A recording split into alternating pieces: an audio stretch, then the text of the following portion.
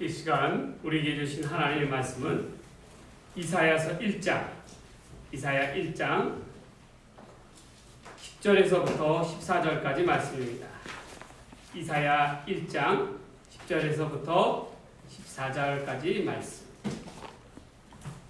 구약성경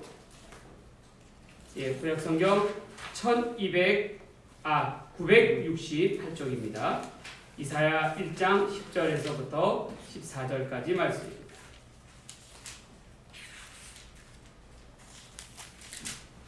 하나님의 말씀을 봉독합니다. 너희 소돔의 발언들아 여호와의 말씀을 들을지어다.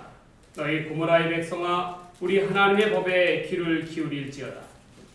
여호와께서 말씀하시되 너희의 무수한 재물이 내게 무엇이 유익하뇨? 나는 숫양의 번제와 살찐 짐승의 기름에 배불렀고 나는 수송아지나 어린 양이나 순염소의 피를 기뻐하지 아니하노라.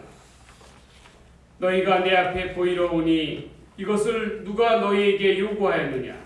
내 마당만 밟을 뿐이라. 헛된 재물을 다시 가져오지 말라.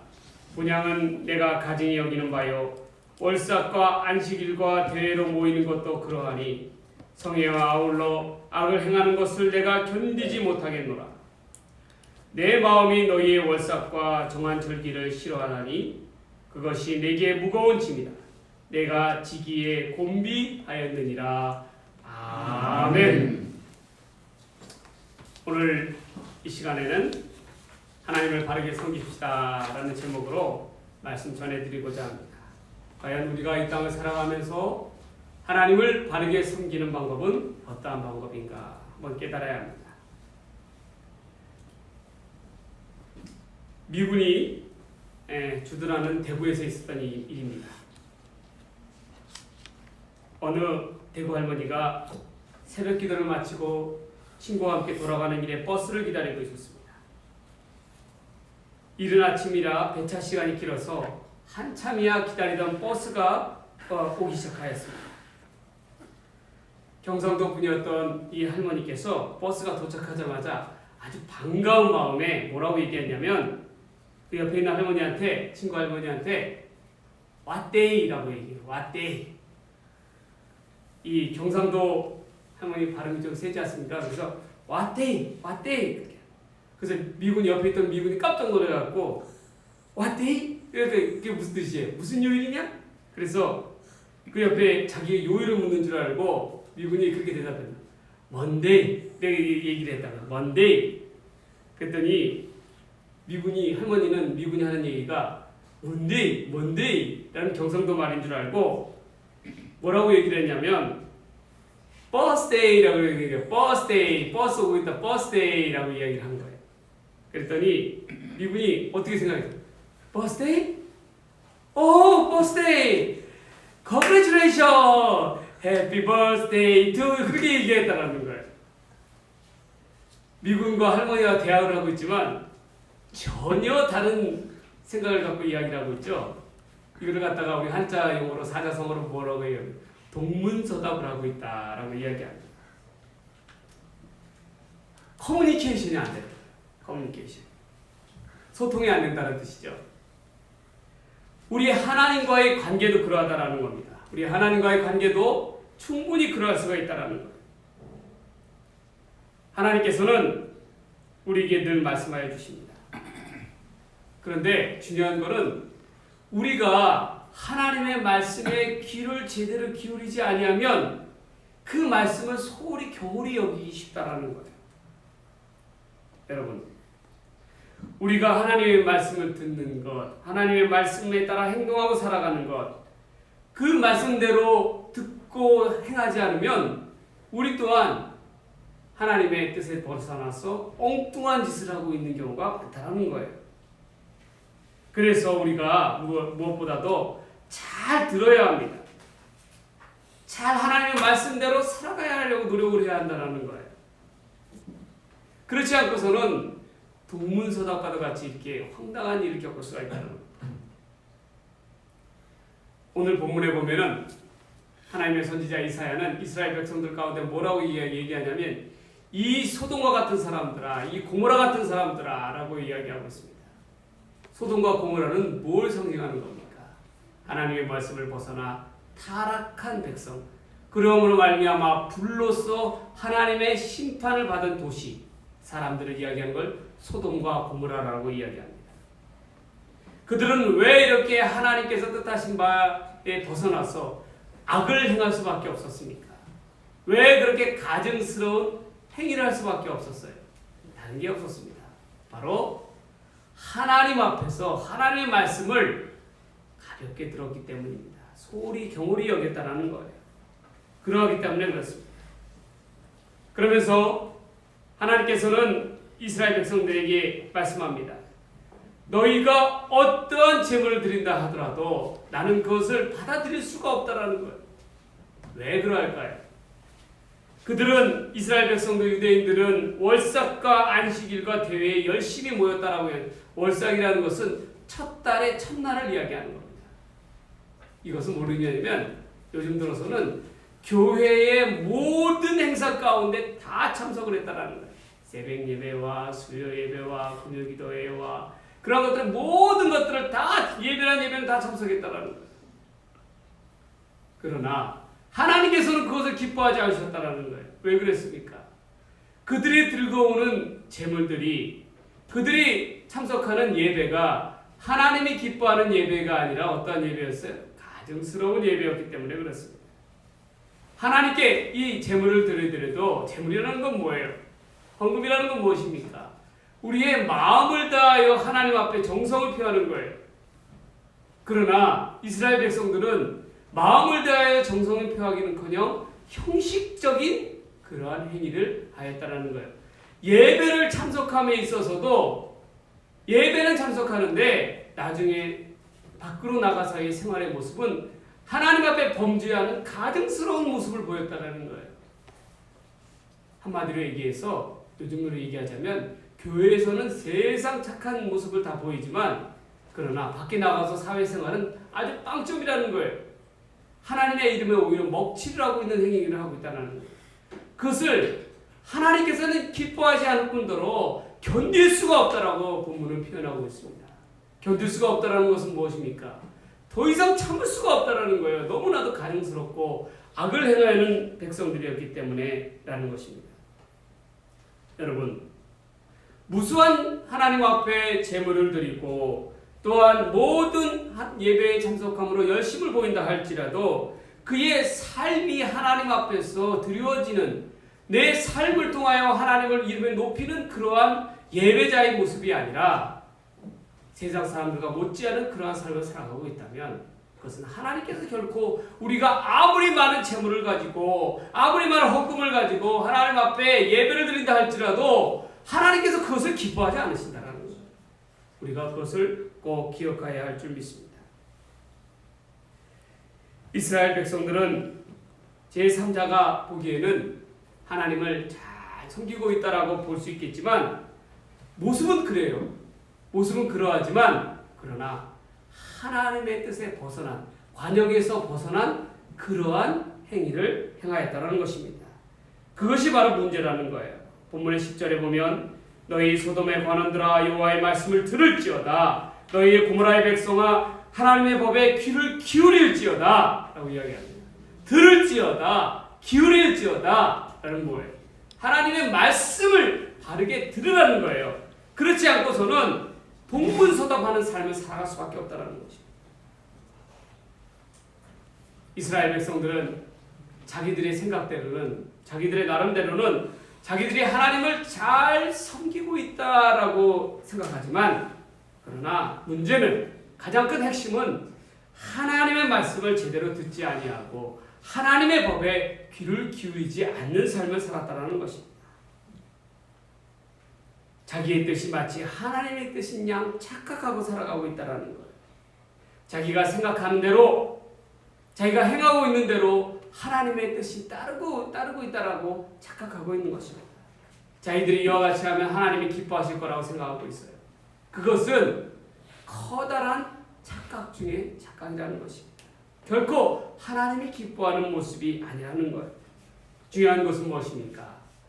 우리가 이 땅을 살아가면서 하나님의 말씀대로 하나님께서 우리에게 주신 그 법도대로 지켜 행하며 살아가는 것이 중요하다는 것입니다. 그럴 때야 하나님께서 우리의 예물을 기뻐하여 주시고 정성된 예물을 기뻐하여 주시고 우리의 예배를 기뻐 받아 주신다는 것입니다. 중요한 것은 주인의 뜻대로 행하는 것이 중요한 거예요. 우리의 생각과 우리의 방식대로 아니에요. 가장 이 충실한 이 노비는 어떠한 노비인지 아십니까? 바로 주인의 뜻을 헤아릴 줄 아는 노비가 하나님의 충실한 그러한 주인의 뜻을 받드는 노비라는 거예요. 아무리 일을 잘해도 소용없어요. 자기 마음대로 하면은 그는 주인의 뜻에 거슬리는 거예요. 중요한 것은 주인이 원하는 바대로 그 뜻을 헤아려서 행하는 그것이 중요하다는 것입니다. 여러분, 아들이 있지요. 아들들이 있어요. 그러나 아들이요, 아버지의 뜻의 말을 듣지 아니하면, 아버지의 말을 경홀히 여기면, 또한 아버지가 행하시는 대로 계획하신 바대로 뜻하신 대로 행하지 아니하면 그들은 아무리 아들들이 많다 하더라도 소용없는 거예요. 그들은 아들이라 볼 수가 없어요. 아버지의 뜻에 거역하는 자들은 결코 아들이라고 이야기할 수 없습니다. 마찬가지예요. 우리도 하나님의 뜻, 우리의 아버지이신 하나님의 뜻에 거슬려서 그 말씀을 듣지 아니하고 살아간다면, 내 멋대로 살아간다면 우리는 참다운 하나님의 자녀라고 이야기할 수가 없는 것입니다. 중요한 것은 무엇입니까?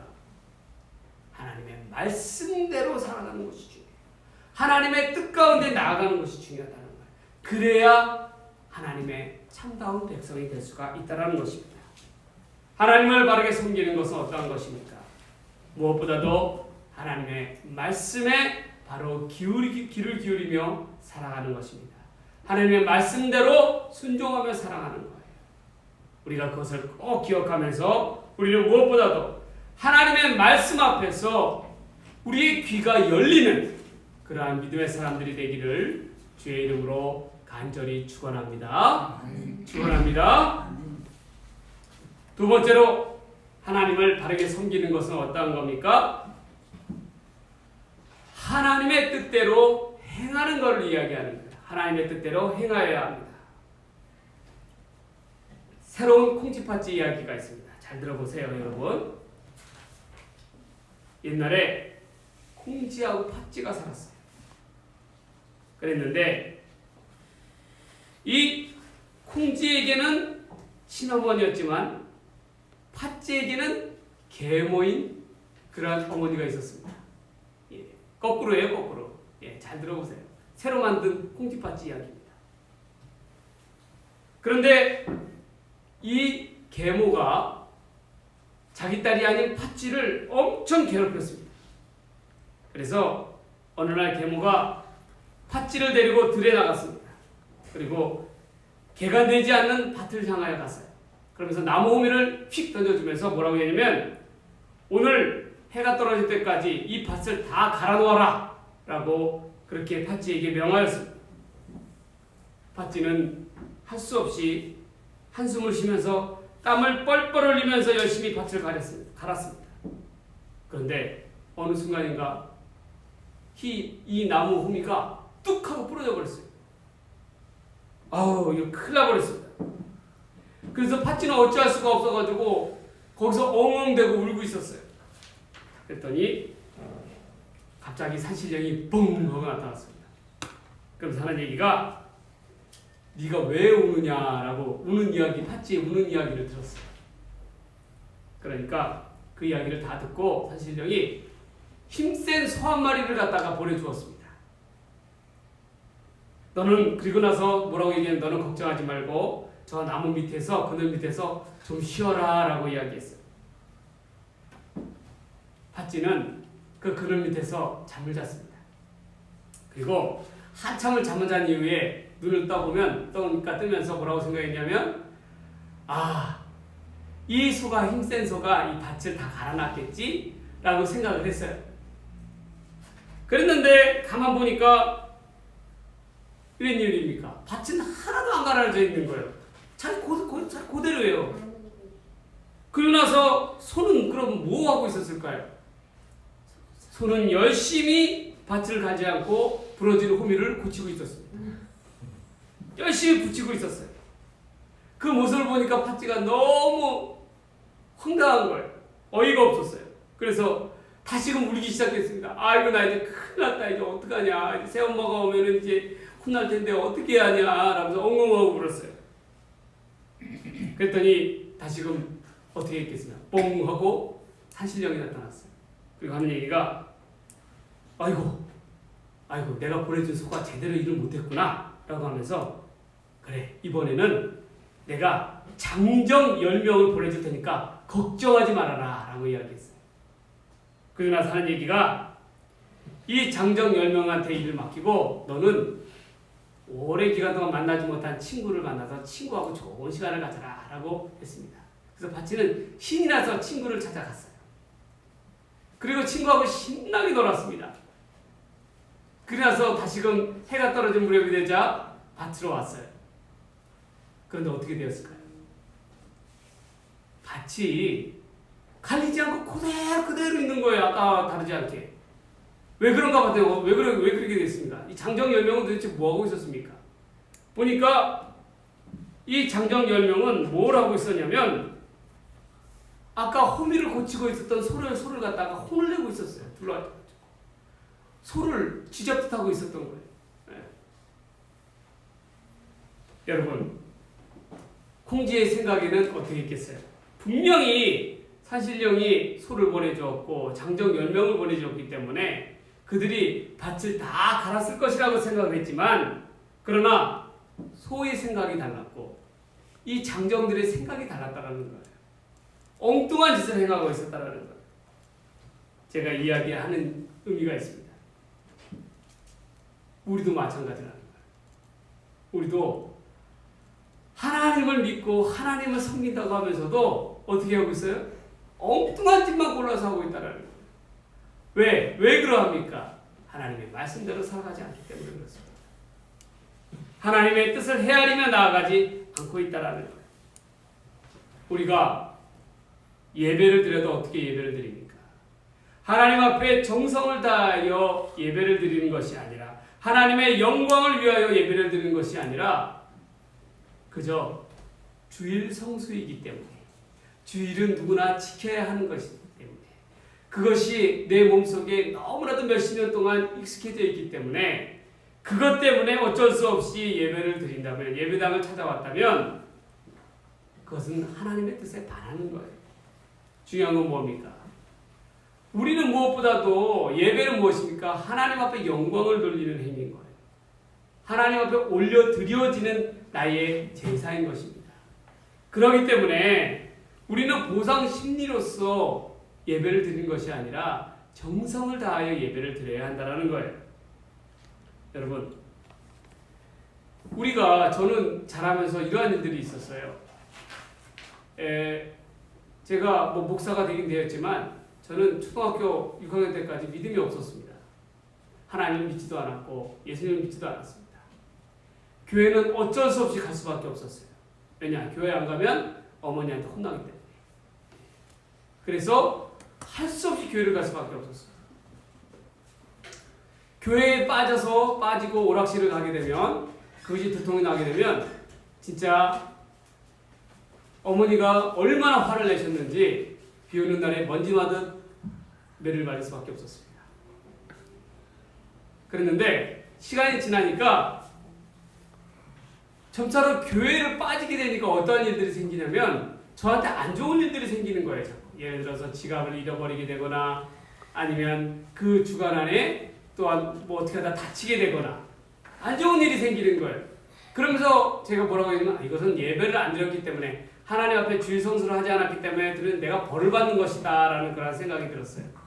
그러자 주일을 빠지는 게 믿음이 없었음에도 불구하고 주일을 빠지는 게 무서워지기 시작했어요. 그런데 돌이켜보니까 그것은 행위는 있었지만 하나님 앞에 마음은 없었던 예배였던 것 같아요. 하나님께서 기뻐하는 예배가 아니었다라는 것이에요. 여러분, 중요한 것은 무엇입니까? 우리가 예배를 드릴 때 형식적으로 습관적으로 드리는 게 아니라 하나님께서 기뻐하는 예배자가 되어야 된다는 거예요. 하나님의 마음을 헤아리며 하나님 앞에 진실한 마음으로 나아가는 예배자, 그러한 예배자가 되어야 할 줄 믿습니다. 찬양을 드리는 것도 마찬가지예요. 찬양도 하나님께 영광 돌리는 찬양이 돼야 되는데 요즘 CCM이다 뭐다 해서 세상의 노래와 같이 흥얼거리는 그러한 찬양이 되어서는 안 된다는 거예요. 찬양은 하나님의 이름을 높이는 그러한 행위입니다. 그렇기 때문에 우리가 찬양을 드려도 하나님을 생각하며 하나님 앞에 거룩한 마음으로 드려야 하는 거예요. 헌금은 말할 것도 없습니다. 헌금을 드릴 때는 우리의 마음을 다하여 하나님 앞에 기뻐하는 모습을 드려야 되는 거예요. 그러나 어느 날인가부터 헌금을 체면이나 억지를 통해서 강요에 의해서 드리게 된다면 그것만큼 불행한 것도 없는 거예요. 왜 그렇습니까? 오늘 본문에 나와 있잖아요. 하나님께서는 제사를 드릴 때 양이나 아무리 많은 순양이나 순염소나 소르가나 그런 것을 가지고 온다 하더라도 마음을 다하지 않는 제사를 기뻐하지 않으신다라는 걸 더 이상 갖고 오지 말라라는 거예요. 하나님께서 그렇게 말씀하고 계시잖아요. 그게 무슨 의미가 있냐는 거예요. 오로지 이것을 통해서 나의 성전에 그 땅만 밟을 뿐이다 라고 이야기하는 거예요. 결국 그 말은 뭐예요? 우리도 하나님 앞에 예배를 드리고 찬양을 부르고 헌금을 드리지만 그러나 마음이 빠진 예배와 마음이 빠진 찬양과 하나님 앞에 정성이 빠진 그런 헌금은 그저 우리는 예배당을 밟고 지나가는 그러한 행위밖에 될 수가 없다라는 거예요. 중요한 건 뭐예요? 우리가 얼마만큼 하나님 앞에 진실한 마음으로 예배자의 모습으로 나오는가. 하나님 앞에 정말 진실한 모습으로 거룩한 모습으로 하나님 앞에 찬양을 하고 있는가. 또한 우리가 하나님 앞에 정성된 마음으로 하나님의 예물을 드리고 있는가. 너무나도 중요하다라는 것입니다. 여러분, 어떤 사람은 헌금을 할 때에 정말 어떤 마음으로 하냐면 동냥하듯 하고 있어요. 결코 그것은 하나님 기뻐하시는 예물이 아닙니다. 하나님이 기뻐하는 것은 예물은 무엇입니까? 마음과 정성을 다하여 하나님의 나라를 위하여 쓰이는 그러한 예물. 그러한 예물을 기뻐하신다는 거예요. 여러분, 베레스 우사 사건을 기억할 거예요. 이 우사와 아요가 왜 하나님으로부터 징벌을 받아서 죽음을 당할 수밖에 없었습니까? 그들은 하나님의 뜻대로 행하지 않았기 때문입니다. 하나님의 뜻은 무엇이었습니까?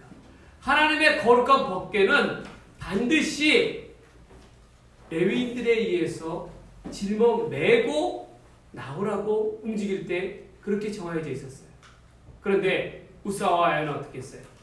자기들의 모습을 드러내기 위해서 자기들의 자랑거리를 삼으려고 수레를 직접 만들어서 거기다가 법궤를 끌고 나왔다라는 거예요. 누가? 자기가.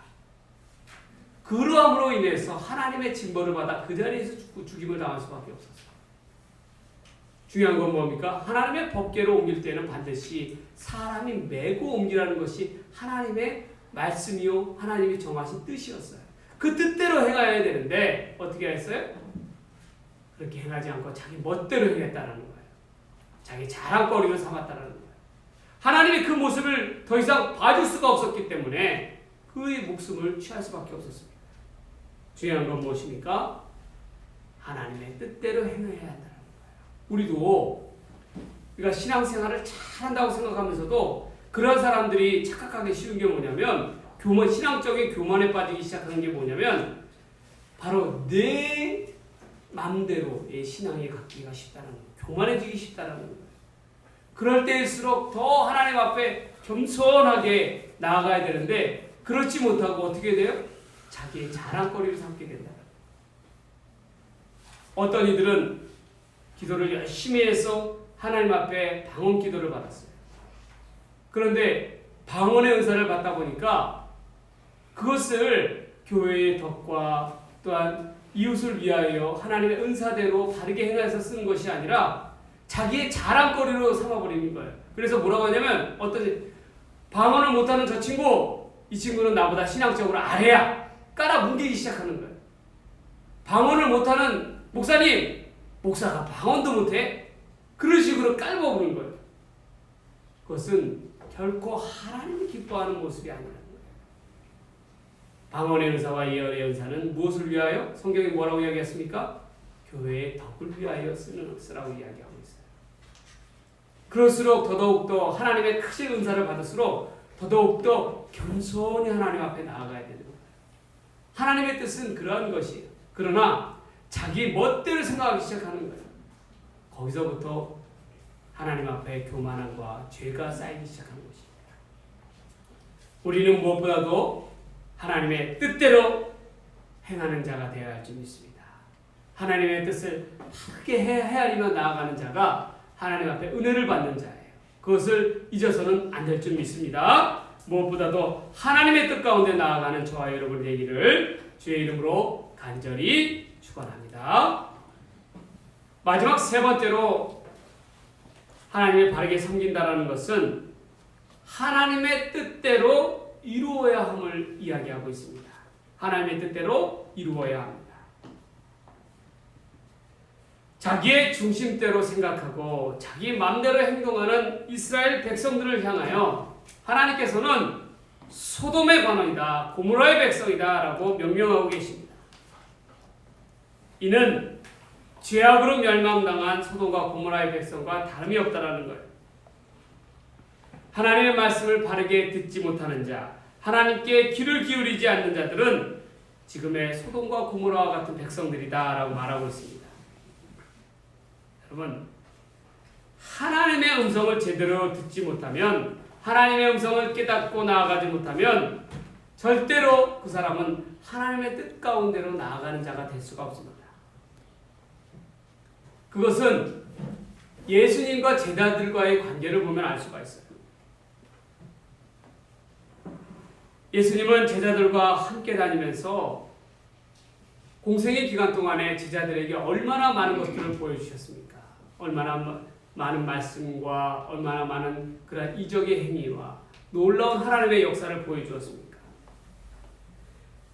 제자들은 예수님께로부터 직접 예수님의 음성을 들었어요.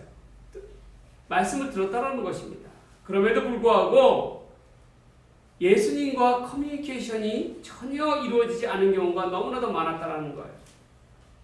이 말은 뭐냐면 예수님과 제자들 사이에서는 예수님의 전하시는 말씀의 의도를 전혀 제대로 파악하지 못하였다는 것입니다.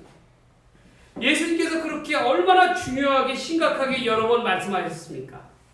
십자가의 사건에 대해서, 앞으로 예수님께서 받으실 순환에 대해서, 그리고 부활과 죽음과 부활의 사건에 대해서 얼마나 말씀해 주셨어요. 그런데 제자들은 그 말씀에 귀를 기울이지 않았다는 거예요.